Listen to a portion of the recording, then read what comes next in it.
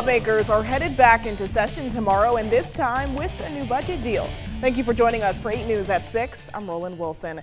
After more than 3 weeks of back and forth over the budget, Democrats and Governor Glenn Youngkin finally reached a compromise. 8 News reporter Jamal Williams is live in the Digital Center now. Jamal, what were the two sides able to compromise on? Well, Roland, the compromise budget included several items like pay raises for teachers and state workers for the next 2 years. However, hot-button topics like legalizing skill games were not included this time around.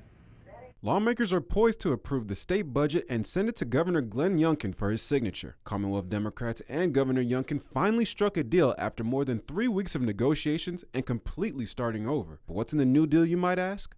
Well, the compromise budget will include a 3% pay raise for teachers and state employees for the next 2 years and no tax increases on Virginians. However, topics like sales tax on digital goods like streaming services and the legalization of skill games will have to wait. The governor still has a skills games piece of legislation before him that he has not acted upon.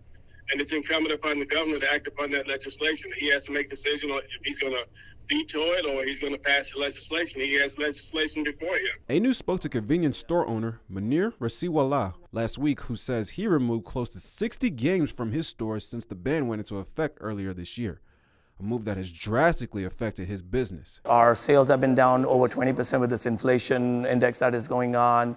I'm at the verge of laying some people off because we had extra staff during when we had the skill games. We could afford that staff, and now since skill games have been gone over for well over 6 months, we've been sustaining that extra expense. Governor Youngkin called for not allowing skill games near exclusion zones, within 35 miles of a casino and within 25 feet of a school or place of worship.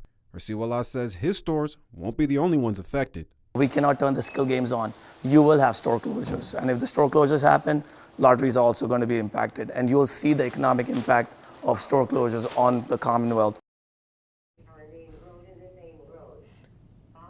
Now, also not included in this deal is language requiring Virginians to rejoin the new greenhouse gas initiative.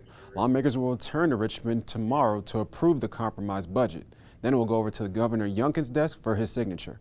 Live in the Digital Center, Jamal Williams, 8 News.